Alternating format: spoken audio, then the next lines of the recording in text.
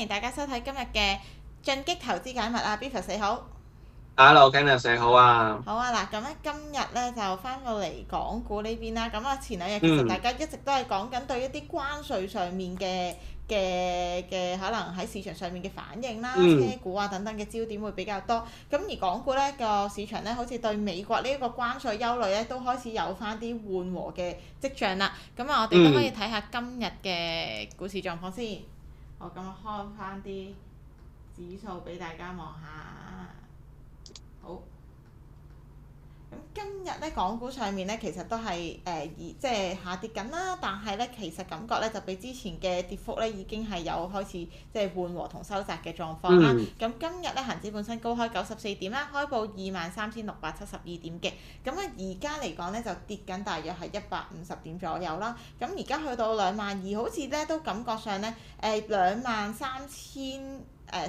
左右呢啲咧都開始已經係見支持啦。咁都想睇下咧Beavis 近期點樣睇緊港股上面嘅走勢啦。咁啊，同埋呢一個嘅關稅啊，對港股係咪一個短暫嘅衝擊咧？純粹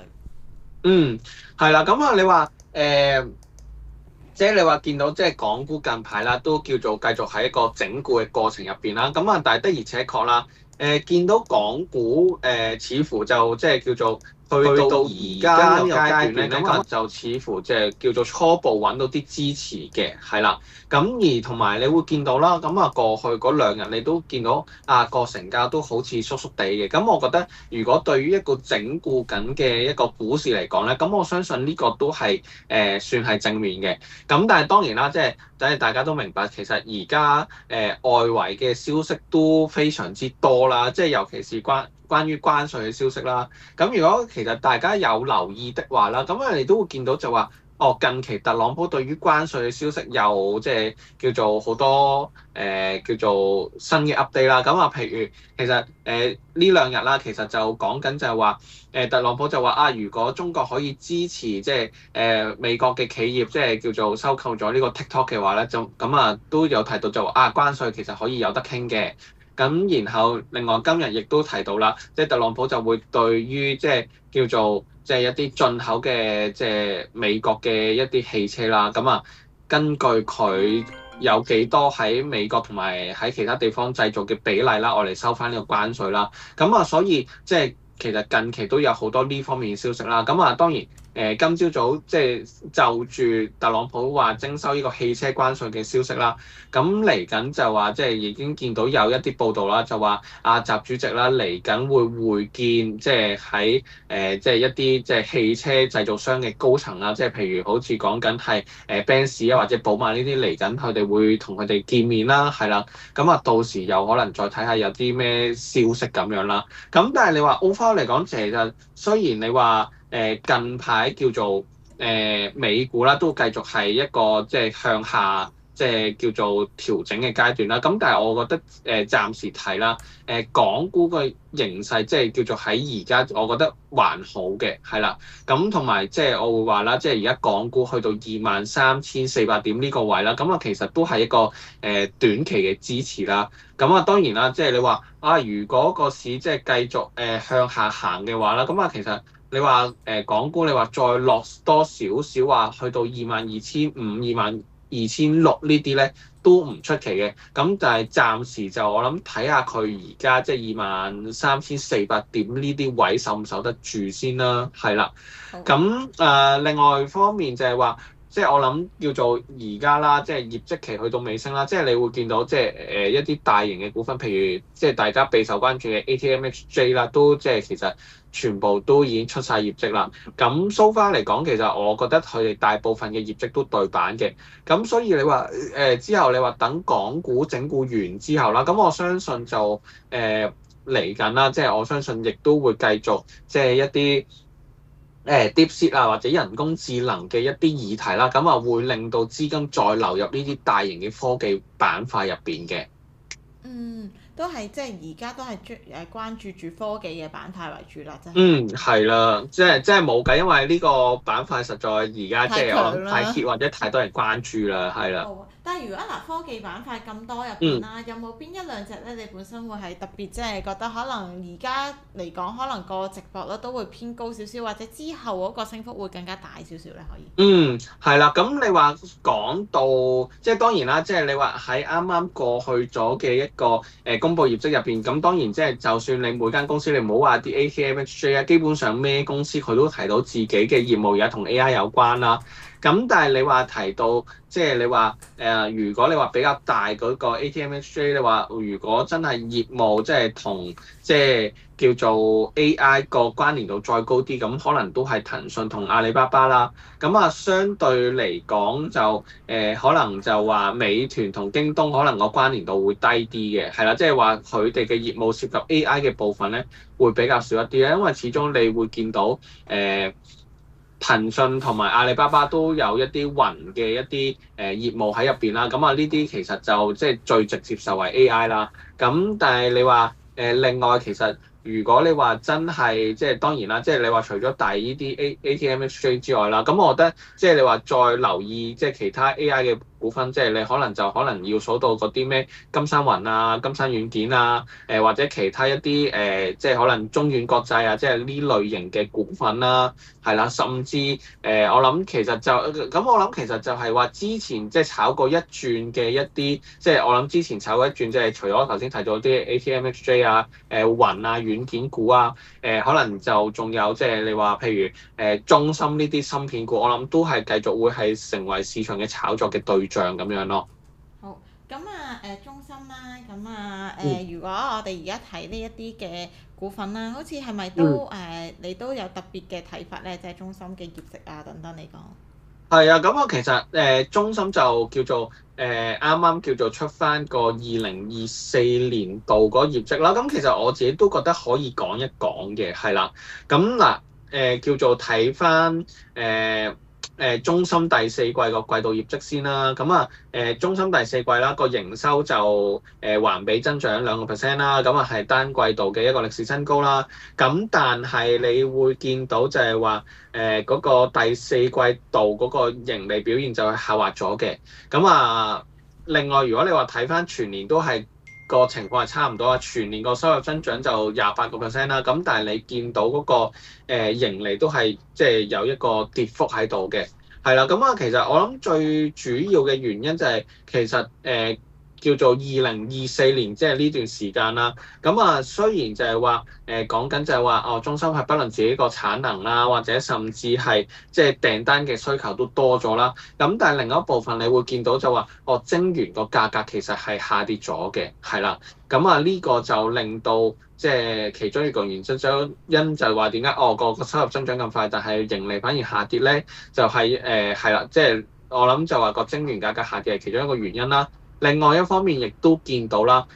毛利率個表現都係受住嗰個產能利潤率下降咗嘅影響啦。我諗中芯個產能利潤率下降咗，即係唔多唔少都係因為一啲新產能嘅投放啦。令到佢個產能利潤率平均嚟講叫做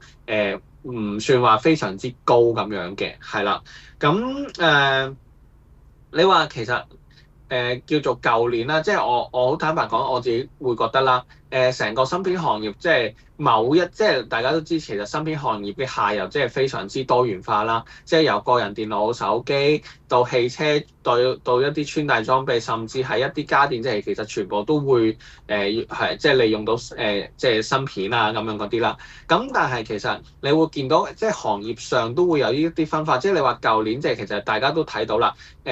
下游嘅消費電子其實你講做得比較好嘅，可能係講緊個人電腦啦、智能手機呢啲啦。但係譬如可能你講緊一啲汽車領域嗰個即係可能一啲車用芯片啦，就反而係可能嗰個需求就係冇咁犀利嘅，係啦。所以喺呢個情況底下啦，下游即係叫做啲我諗啲行業就叫做拉上補下啦。但係因為overall 即係你話即係個晶圓個價格都係跌咗啦。所以即係呢個都令到叫做中芯啦，其實舊年嗰個盈利係下跌咗，即係喺一個收入上升嘅情況底下啦。當然你話講到2025年即係個情況係點咧？我相信即係你話2025年啦，即係叫做今年即係我相信就話越嚟越多嘅行業啦，即係都會利用到 AI 啊，甚至係即係更加多嘅一啲下游嘅電子消費品啦，會有 AI 嘅元素或者 AI 嘅功能喺入邊啦。咁啊，我相信呢個亦都會繼續即係叫做推動住成個芯片行業嗰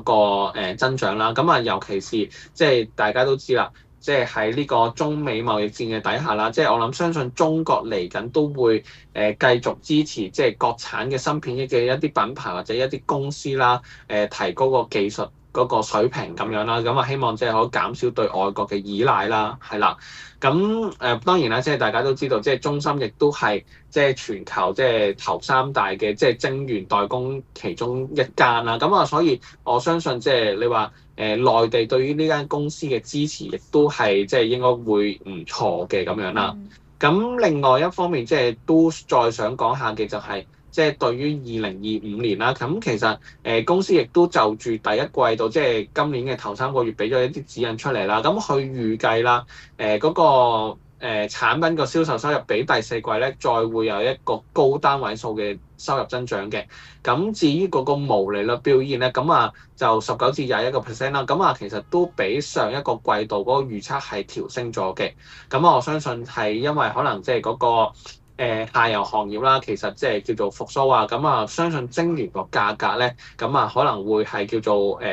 穩中有升啊，或者叫做有啲反彈啦，令到個毛利率水平會改善咗嘅，係啦。咁當然啦，即係你話講到最後啦，即係我自己就覺得啦，即係當然我自己就覺得你話中芯，即係我相信嚟緊個前景唔會有太大問題，因為又有國策支持啊，各方面啊，有 AI 咁樣嗰啲啦。咁但係你話如果真係要部署的話啦，咁啊我覺得可以睇翻嘅嗱，而家咧你會見到中芯個股價咧就叫做晾住喺條50天線嗰度啦，係啦，即係大概48蚊多啲嘅水平啦，係啦，咁即係當然啦，即係你話一啲進取啲嘅投資者，你覺得而家都係調整得咁上下啦，當然你可以入仔一注錢嘅，咁但係你話如果你話再望落少少，即係穩陣少少的話啦，咁可能另外一個比較好嘅入貨位咧，就可能喺44個4嗰啲位啦，即係落少少，係啦，係啦，大概呢啲位置啦。好，大概呢啲位。下一個支持位，係啦。好啊，嗱咁啊，除咗呢一隻嘅中芯之外咧，其實近期金價都係大家關注嘅重點之一啦。咁啊係啦，咁所以呢一眾嘅黃金股啊等等嘅話，又點睇咧？本身對金價嘅走向咧，其實係咪都係繼續持續睇好咧？係啊，咁啊，其實你話自己啦，咁講真，你話我自己就由舊年開始都覺得，哇，金價即係望落去真係〜即係唔升真係對唔住大家㗎喎，即係好坦白講，即係你話同埋即係大家都見到啦，即係其實今朝早啦個金價啦就繼續叫做破頂啦，咁啊而家個金價即係已經去到3070樓上嘅水平啦，係啦，咁啊當然亦都係一個歷史新高啦。咁我自己個睇法就係我相信就話金價嚟緊即係都係繼續係一個維持住一個易升難跌嘅局面啦，咁同埋即係好坦白講，你話雖然我自己都係非常之睇好即係黃金價格嘅走勢啦，但係你話金價咁快上到嚟呢啲水平啦，亦都係即係令到我有少少意料之外嘅，好坦白講係啦。咁當然啦，你話今年即係你話推動住金價嘅一啲利好嘅即係叫做原因啦，咁我覺得不外乎幾個啫。咁第一樣啦就係。即係你會見到啦，特朗普即係近排咁多關稅措施，又話我收你呢個關稅，又話收嗰個關稅，咁啊其實大家對於嗰個避險情緒即係一定係高漲㗎啦，呢個係其一啦。咁其二就係即係你會見到啦，即係好多嘅央行啦，叫做舊年即係我諗由即係2023、24其實就冇停過掃金嘅。係啦，咁我相信即係大家都會覺得呢個趨勢會繼續持續啦，即係一啲叫做央行環球嘅央行繼續即係增加佢哋黃金嘅配置啦。咁當然呢個其實唔多唔少都係同避險情緒有關嘅，係啦。咁我諗然後第三個啦，咁啊其實都係同即係叫做減息有關啦。其實即係大家都知道啦，而家環球嘅央行都係一個減息嘅週期啦。咁包括就算聯儲局而家可能即係可能今年上半年繼續暫停住減息先啦。咁但係大家都而家都會預期就話下半年佢都會即係繼續有機會即係減息1到2次啦，即係係啦。咁所以即係喺呢個即係叫做減息嘅週期入邊啦，即係你話黃金仍然係會受惠住呢個減息嘅週期啦。咁你話呢幾個原因，其實我相信即係暫時我見唔到話有啲咩變化。我相信即係呢幾個因素亦都係繼續推動住金價會向上咯。係啦，咁啊，所以即係你話金價向上，咁啊，當然對於一眾嘅金礦股嚟講啦，咁我相信都係繼續利好嘅。咁啊，其實今日都想講下即係山東黃金1787啦，因為公司其實就啱啱就都係新鮮滾熱辣公布咗個業績啦，係啦。咁你會見到即係舊年啦，山東黃金啦，其實個收入啦就按年升咗40%啦，去到超過800億嘅人民幣啦。咁啊，至於個股東嘅淨利潤咧，亦都係按年增長，即係接近30%啦，去到29億嘅人民幣啦。咁其實因為公司之前就已經發咗盈喜㗎啦。咁啊，之前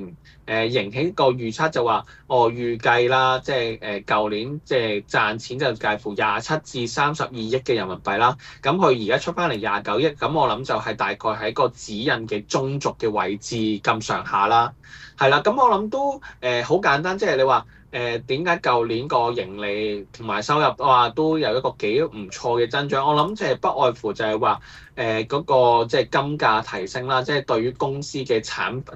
品售價即係有一個正面嘅影響啦。咁同埋另一方面，你話呢啲嘅叫做開採礦嘅公司或者開採黃金嘅公司啦，其實而家即係大家又係啦，叫做喺開採嘅工藝上面有突破啊！而家再加埋即係可能揾 AI 幫你測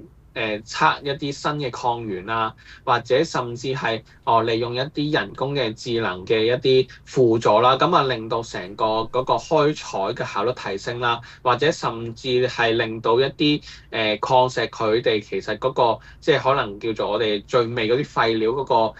即係浪費嘅程度減低啦，即係呢啲其實全部都係即係令到公司嗰個開採嘅效率啊，各方面都係有個提升啦。咁啊，所以叫做令到公司嗰個舊年個收入同盈利都係有一個比較好嘅增長啦。係啦，咁啊當然啦，即係你話望翻前景嘅話，咁其實前景我頭先都講咗啦，即係你話金價繼續睇好的話咧，咁我相信呢啲金礦股啦，亦都會繼續受惠住呢個就即係。好簡單一個好直接嘅一個係啦嘅一個即係背後嗰個原理啦，係啦。咁當然啦，即係你話講到山東黃金，咁我相信就係話即係好多人都會問，即係話金價即係如果你話繼續去嘅話，咁而家啲金礦股係咪仲可以繼續睇好咧？咁我自己都會覺得係嘅。咁同埋我自己都會覺得啦，金礦股其實你話嚟緊嘅一段時間啦，我相信嗰個調整唔會好大，因為始終你個金價繼續升咧，咁你個即係係咯，有個金價 back up 住喺後面的話啦，咁我相信呢啲股份繼續向上嘅機會係非常之高嘅，係啦。咁譬如你話山東黃金咁樣啦，而家佢叫做去到一啲即係我會覺得呢個水平18蚊呢個水平應該係公司即係近期一個阻力嚟嘅。咁但係我相信啦，只要個金價繼續係向上衝的話啦，咁我相信即係呢啲金礦股啦，咁啊我相信嚟緊亦都會繼續跟住去嘅。咁所以即係你話如果你係備有貨嘅投資者啦，我自己就會覺得啦，你話金價會唔會突然間調整嘅機會？其實我覺得就唔係好大嘅啫，係啦。咁啊，所以即係你話，譬如你山東黃金冇貨的話啦，咁我覺得充其量即係你可能即係叫做近翻啲條10天線，其實你已經係入市啦，要入市啦，係啦。因為我相信即係你話呢類型嘅金礦股，即係未必調整得太多㗎啦，係啦。好啊，咁就即係呢一啲咧，大家就可以大家繼續留意住啦。咁啊，譬如好似山東黃金，其實到18蚊呢個位都已經係近期即係之前嘅一啲阻力位喎。我見係啊，係啊。咁啊，如果可能再突破你話個就更犀利。金價繼續上再突破的話啦，咁我相信其實佢可能再試翻再上一轉嘅高位，即係可能19個半嗰啲位㗎啦，已經係再試係啦。係咯，好啊，咁啊其他嘅股份仲有冇啲其他特別嘅需要同觀眾去可以講暫嘅？時冇啦。好啊，唔該晒 Beavis。咁啊，今日咧大家就可以繼續留意住啦，譬如中芯啊或者山東黃金呢一啲嘅走勢啦。咁啊，下次咧再同大家去講更加多嘅直播嘅股份啊。好，咁啊唔該晒 Beavis。咁同埋科技股上面大家都繼續留意住啦，而家都係一個大嘅趨勢啦。咁啊，Beavis 都想睇下頭先講嘅股份有冇特別持有咧？我今日講嘅股份咧，我自己個人就冇持有嘅，咁但係頭先提過嘅中芯啦，同埋山東黃金啦，我公司客戶都有持有啦，咁可能隨時作出買賣嘅。好啊，唔該晒。咁我哋下次嘅進擊投資價咪再同大家見面。好，thank you。好，拜拜。拜拜。